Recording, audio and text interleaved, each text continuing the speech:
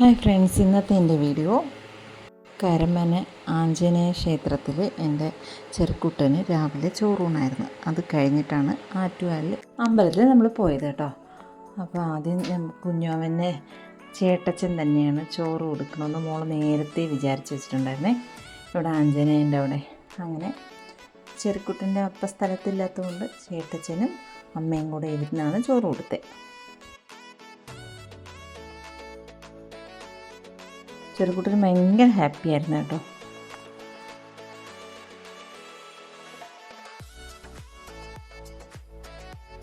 അവിടെ തേനും നെയ്യും ഒക്കെ മോന് നല്ല, പിന്നെ തൈര് സാധമൊക്കെ ഉണ്ടായിരുന്നേ. അതൊക്കെ നല്ല വൃത്തി തട്ടി വിട്ടു.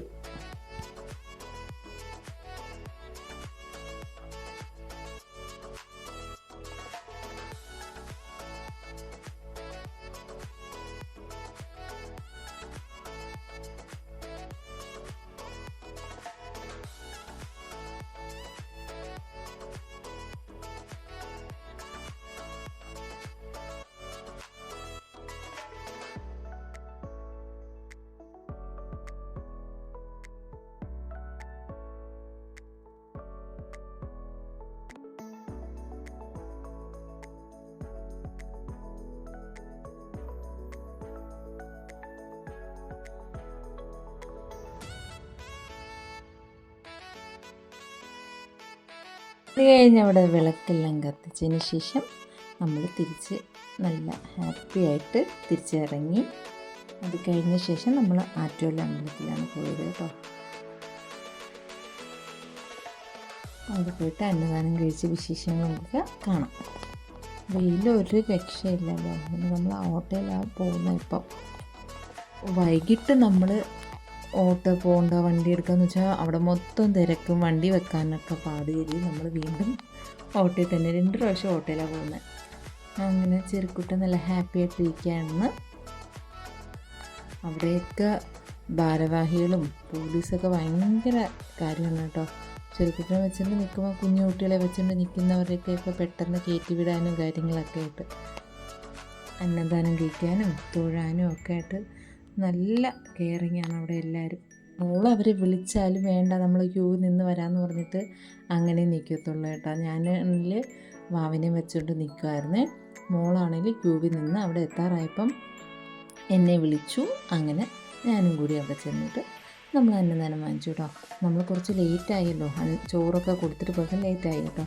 അപ്പോൾ അവിടുത്തെ ചമ്പവരി ചോറൊക്കെ തീർന്നിട്ട് ഇത് ഡൊപ്പി റൈസ് എന്തോ അപ്പോൾ വെച്ച് തിളയ്ക്കണ ചോറായിരുന്നേ. ചോറും സാമ്പാറും അവിയലും ഒരു തോരൻ, എന്തോ പരിപ്പ് തോരനെ പോലെ ഇരുന്നു കേട്ടോ. പിന്നെ കിച്ചടി ഉണ്ടായിരുന്നു, അച്ചാറും ഉണ്ടായിരുന്നു, പിന്നെ ഒരു കട്ടി പായസം ഉണ്ടായിരുന്നേ. നമ്മൾ അമ്പയിലാണ് കൂടുതലും കഴിക്കുക. കാർത്തികയിലൊക്കെ നല്ല വെയിലാണേ, അപ്പോൾ നമ്മൾ അങ്ങോട്ട് പോകാറില്ല. അവിടെ വെച്ച് സുന്ദു ചേച്ചി വന്നു. സുന്ദു ചേച്ചി നേരത്തെ കാർത്തികയിൽ പോയി കഴിച്ചിട്ട് വന്നായിരുന്നു കേട്ടോ. അപ്പോൾ കുഞ്ഞാവിനെ വെച്ചുകൊണ്ട് സുന്ദു ചേച്ചി അവിടെ നിൽക്കുമായിരുന്നു. പിന്നെ മോളാണെങ്കിൽ തൊഴാനായിട്ട് കയറി, അമ്പലത്തിൽ തൊഴാനൊക്കെ കയറി പ്രസാദമൊക്കെ ഇട്ടിട്ട് ഞാൻ കുഞ്ഞുമ്മയും അവിടെ നിൽക്കായിരുന്നേ. ഞാൻ വൈകിട്ടാണ് തൊഴാൻ കയറി. എല്ലാ വർഷവും സുധുചേച്ചിയായിട്ട് നമ്മൾ അവിടെ കറങ്ങാനാണ്. ഇപ്രാവശ്യം നമ്മുടെ സ്പെഷ്യൽ ചെറുക്കുട്ടനും കൂടെ ഉണ്ടായി. സുധു ചേച്ചി തന്നെയാണ് കൂടുതൽ സമയവും മോനെ എടുത്തേണ്ടതെന്ന്. എവിടെയെങ്കിലും നമ്മളെ കൂടെ വരുവാണെങ്കിൽ സുധു ചേച്ചി തന്നെയാണ് മോനെ കൂടുതൽ എടുക്കാറ്. ചൂട് ഒരു രക്ഷയില്ലാത്ത ചൂട് തന്നെയാണേ. നമ്മളൊക്കെ ഒരു ലെവലായിട്ടുണ്ട്. ചെറുക്കുട്ടി അങ്ങനെ സിന്ധു ആൻറ്റിയുടെ കയ്യിലിരുന്നങ്ങ്, സിന്ധു അമ്മൂമ്മയുടെ കയ്യിലിരുന്നങ്ങ് ഉറങ്ങി. അങ്ങനെ മോക്കൊരു റീലൊക്കെ എടുത്തു കൊടുത്തതിന് ശേഷം നമുക്ക് ക്ലാസ് ഉണ്ടായിരുന്നു കേട്ടോ. അതുകൊണ്ട് പെട്ടെന്ന് തന്നെ പോവാമെന്ന് പറഞ്ഞു. സിന്ധു ചേച്ചി ഇന്ന് വൈകിട്ട് വരത്തില്ല, അതുകൊണ്ട് തന്നെ കുറച്ച് നേരം കൂടി നമ്മൾ അവിടെ നിന്ന് സ്പെൻഡ് ചെയ്തു.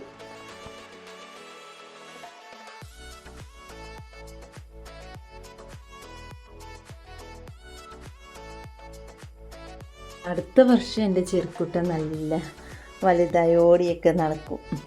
കഴിഞ്ഞ വർഷം എൻ്റെ ചെറുക്കുട്ടൻ ജനിച്ച് സ്റ്റാർട്ടിങ് ആയതേ ഉള്ളൂ. ഒരുപാട് ടെൻഷൻ ഉണ്ടായിട്ട് നമ്മൾ ഒരു ദിവസം പോലും അമ്പലത്തിൽ മുടങ്ങാതെ പോവുമായിരുന്നു. അതിൻ്റെ ഫലമായിട്ട് നമ്മൾ ചെരുക്കുട്ടനെ നമുക്ക് കിട്ടിയത്. അങ്ങനെ സുന്ദരി ചേച്ചി ഞാനും കൂടെ റീലൊക്കെ എടുത്തു. ഇപ്പം ചെരുക്കുട്ടൻ വന്നതിന് ശേഷം എൻ്റെ റീലൊക്കെ കുറച്ച് കുറഞ്ഞിട്ടുണ്ട് കേട്ടോ. പിന്നെ യൂട്യൂബ് വന്നതിന് ശേഷവും നമ്മളവിടെ പോയി യൂട്യൂബിൻ്റെ വീഡിയോസ് എടുക്കാനേ ശ്രമിക്കാറുള്ളൂ. എന്നാലും ഒരു റീലൊക്കെ മസ്റ്റാണ് എനിക്ക് പൊങ്കാല വന്നാൽ. അത് കഴിഞ്ഞ് നമ്മൾ നേരെ പോയത് കുലുക്കി സോഡ, കുലുക്കി സർബത്ത് അത് കുടിക്കാൻ വേണ്ടിയിട്ടാണ്. പക്ഷേ ഭയങ്കര ടേസ്റ്റായിരുന്നു. ഞാനൊരു പൈനാപ്പിളും സിന്ധു ചേച്ചി ഓറഞ്ചിൻ്റെതാണ് കുടിച്ചത്. മോളൊരു ഐസ്ക്രീം മേടിച്ചു. അവിടെ വെച്ച് സിന്ധു ചേച്ചിയുടെ ഒരു ഫ്രണ്ടിനെയും കണ്ടു. മോളൊരു ഐസ്ക്രീമൊക്കെ കുടിച്ചതിന് ശേഷം നമ്മളങ്ങനെ വൈൻഡപ്പ് ചെയ്യാണ് ഗീസ്. നല്ല വെയിലൊക്കെ ഉണ്ടല്ലോ, അതുകൊണ്ട് നമ്മൾ പിന്നെ ഒത്തിരി സമയം അവിടെ നിൽക്കാൻ ശ്രമിച്ചില്ല. സിന്ധു ചേച്ചി അങ്ങനെ ബസ്സിൽ കയറിപ്പോയി. നമ്മൾ ഓട്ടോയിൽ അങ്ങ് വീട്ടിൽ വന്നു ഗീസ്. നമ്മൾ ഈ കുടിക്കുന്ന കാണുമ്പോൾ എൻ്റെ ചെറുക്കുട്ടിന് ഭയങ്കര കൊതിയാണ് കേട്ടോ. ആ ഗ്ലാസ്സിൽ എന്നെ നോക്കിക്കൊണ്ടിരിക്കും. എനിക്ക് നാളെ ഇവിടുന്ന് തന്നെ പോയി കുടിക്കണം കേട്ടോ. ഭയങ്കര ടേസ്റ്റായിരുന്നു.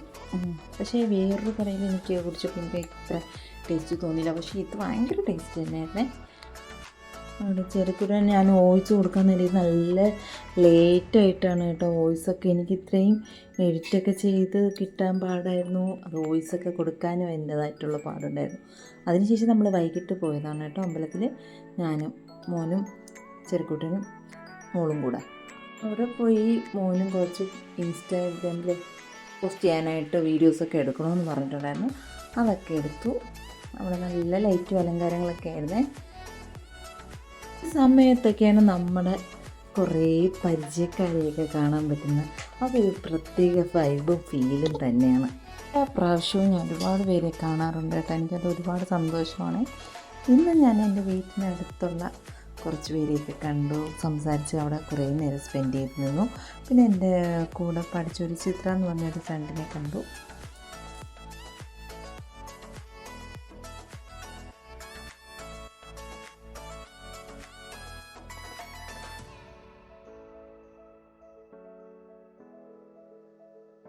അവർ കണ്ടാന്നൊന്നും എനിക്കറിയത്തില്ല, പക്ഷെ എല്ലാവരും ഞാൻ വീഡിയോയിൽ ഉൾപ്പെടുത്തിയിട്ടുണ്ട്. അത് കഴിഞ്ഞ് നമ്മൾ സ്റ്റേജിൽ ഡാൻസ് ഒക്കെ കാണാൻ പോയി.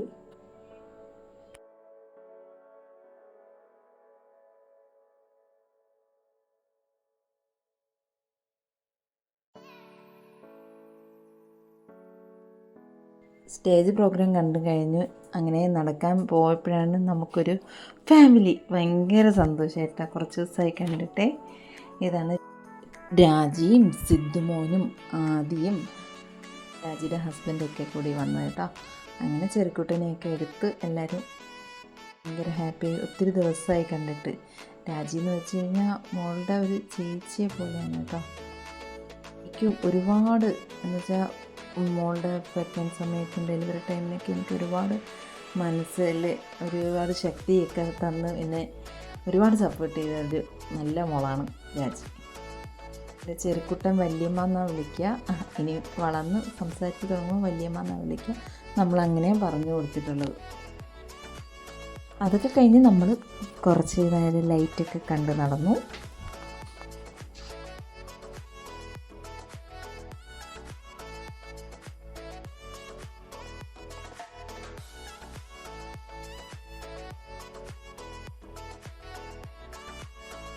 ഈ കുട്ടികൾ നിൽക്കുന്ന എന്തിനാണെന്ന് നിങ്ങൾക്ക് കാണുമ്പോൾ തന്നെ മനസ്സിലായിട്ടുണ്ടായിരിക്കും. ബിആറിനൊക്കെ ഒരു സെപ്പറേറ്റ് സ്റ്റോൾ ആറ്റുകാലിലുണ്ട്.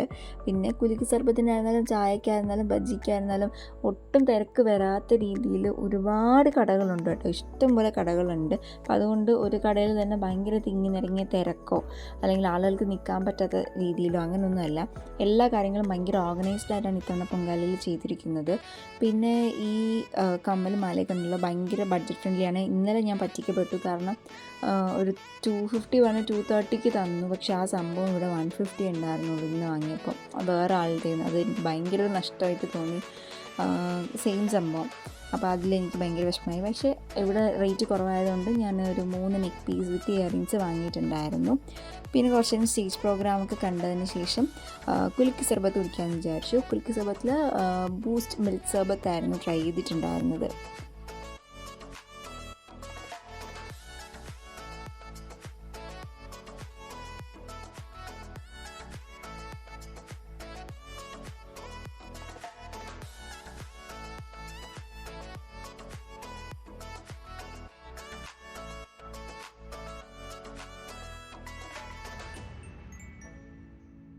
അത് കഴിഞ്ഞിട്ട് നമ്മൾ പാനിപ്പൂരി കഴിച്ചു. പാനിപ്പൂരിയിൽ എന്താ പറയുക, സേവയ്ക്ക് പകരം ടോട്ടൽ മിക്സ്ചർ തന്നെയാണ് കേട്ടോ അവർ ആഡ് ചെയ്തിട്ടുണ്ടായിരുന്നത്. അതുകൊണ്ട് കുറച്ചുകൂടെ നല്ല ടേസ്റ്റ് ആയിരുന്നു. ഇപ്പോൾ പാനിപ്പൂരി സ്റ്റാൾസ് പണ്ട് നമ്മൾ ഉത്സവ സ്ഥലത്ത് കിട്ടുന്നത് പോലെ ഭയങ്കര അൺഹൈജീനിക്കായിട്ട് അങ്ങനെയൊന്നല്ല, ഒരു പക്ക എക്സ്ട്രാ ഹൈജീൻ ഒന്നും പറയാനില്ലെങ്കിലും നല്ല ഹൈജീനിക് ആയിട്ടാണ് കേട്ടോ ഇപ്പോൾ പാനിപ്പൂരിക്ക് തന്നെ സെപ്പറേറ്റ് സ്റ്റോൾസും കാര്യങ്ങളൊക്കെ ഉള്ളതുകൊണ്ടും പിന്നെ ഭയങ്കര ഹൈജീനിക് ആയിട്ടാണ് ചെയ്തിരിക്കുന്നത്. പിന്നെ പാർക്ക് ഉണ്ടല്ലോ, അത് കഴിഞ്ഞ തവണ ഉണ്ടായിരുന്നു എന്ന് എനിക്കറിയില്ല.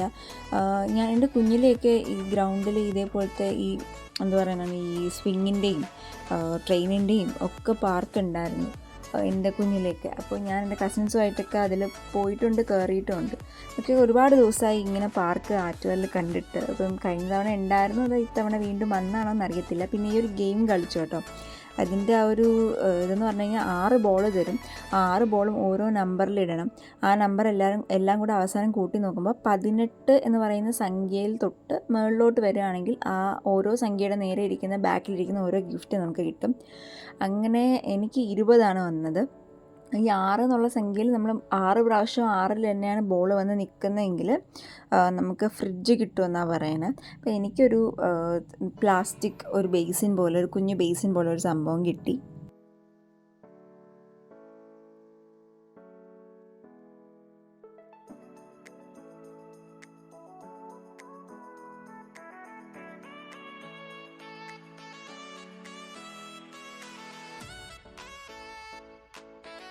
അങ്ങനെ അതും വാങ്ങി വന്ന് ഞാൻ അമ്മയുടെ ചെറുമോൻ്റെ അടുത്തും കാണിച്ചു കൊടുത്തു. ചെറുമോന് ഞാനൊരു കാറ്റാടി വാങ്ങി കൊടുത്തു കേട്ടോ. അവന് ഈ കളർഫുള്ളായിട്ടുള്ള സംഭവങ്ങളൊക്കെ ഭയങ്കര ഇഷ്ടമാണ്. എല്ലാം ഭയങ്കര ശ്രദ്ധിക്കുന്ന ഒരു ആളാണ് കേട്ടോ. അപ്പോൾ അങ്ങനെ അവൻ ഇതൊക്കെ നോക്കിക്കൊണ്ടിരിക്കും. ഒരുപാട് ആളുകളെ നോക്കുന്നു, എന്തൊക്കെയാണ് സംഭവിക്കുന്നത്, എന്തിനാണ് ഇത്രയും സൗണ്ട്, എന്തിനാണ് ഇത്ര ലൈറ്റ്സ്, ഒന്നും അറിയില്ല. അടുത്ത പൊങ്കാല ആകുമ്പോഴത്തേക്കും അവൻ ആറ്റുകാൽ പൊങ്കാലയ്ക്ക് വേണ്ടിയിട്ട് കാത്തിരിക്കുന്ന രീതിയിൽ അവനൊരു അറിവ് വരും. നമുക്കൊരു 1.5 വയസ്സൊക്കെ ആവും ആ സമയമാകുമ്പോഴത്തേക്കും. അപ്പം അവൻ അതിൻ്റേതായിട്ടുള്ളൊരു അറിവൊക്കെ വരുമ്പോഴത്തേക്കും ഇപ്പം തന്നെ അവൻ ആൾക്ക് എന്താണെന്ന് അറിയാതെ തന്നെ ഈ ലൈറ്റ് ഉത്സവമൊക്കെ അവൻ മാക്സിമം എൻജോയ് ചെയ്യുന്നുണ്ട്. സൗണ്ടായിരുന്നാലും അതൊന്നും അവനൊരു പ്രശ്നമില്ല. പക്ഷേ എന്താ പറയുക, അവൻ എന്താ നടക്കണമെന്ന് അറിയത്തില്ല. അത് നമുക്ക് ഇനി നെക്സ്റ്റ് ഇയറൊക്കെ ആകുമ്പോഴത്തേക്കും അവൻ ഓക്കെയാണ്. പിന്നെ അച്ഛൻ കടയിൽ നിന്ന് നേരെ വന്നു കേട്ടോ. അമ്പലത്തിൽ തന്നെ വന്നു. അപ്പോൾ നമ്മൾ ചായയും ബജ്ജിയും ഒക്കെ കഴിച്ചിട്ടുണ്ടായിരുന്നു. അതിനുശേഷം അച്ഛൻ പുറത്തുനിന്ന് തൊഴാനും പിന്നെ വിളക്കേട്ടൊക്കെ വന്നിട്ടുണ്ടായിരുന്നു. ഒരുപാട് ലേറ്റായി വിളക്കേട്ട് അമ്പലത്തിൽ വന്നപ്പോൾ. ഫസ്റ്റ് വിളക്കേട്ടിനെ വന്നപ്പോൾ മണി ഏകദേശം 9:30 മണിയൊക്കെ ആയി അമ്പലത്തിൽ കയറി. അപ്പോൾ അതിനുശേഷം ഒരുപാട് വന്നു. ചായയൊക്കെ കുടിച്ച് കഴിഞ്ഞിട്ട് ഞങ്ങൾ വീണ്ടും അമ്പലത്തിൻ്റെ സൈഡിലോട്ട് തന്നെ പോയി വിളക്കേട്ട് കാണാനായിട്ട്. ചെറിയ ബേബി എന്താ സംഭവിക്കുന്നത്, എല്ലാവരും എന്തൊക്കെ കഴിക്കണം, അവന് കൊടുക്കുന്നില്ല എന്ന് പറഞ്ഞാൽ ആകപ്പാട് വിഷമത്തിലിരിക്കുകയാണ് കേട്ടോ. അവനിപ്പോൾ എന്ത് കഴിച്ചാലും വേണം, എന്ത് നമ്മൾ കഴിച്ചുകൊണ്ടിരുന്നാലും കൈ വെച്ച് എത്തിപ്പിടിക്കാൻ വരാം. ഇതൊക്കെയാണ് ഇപ്പോൾ അവൻ്റെ മെയിൻ പരിപാടി. പിന്നെ നമ്മൾ വിളക്കേട്ട് കണ്ടു.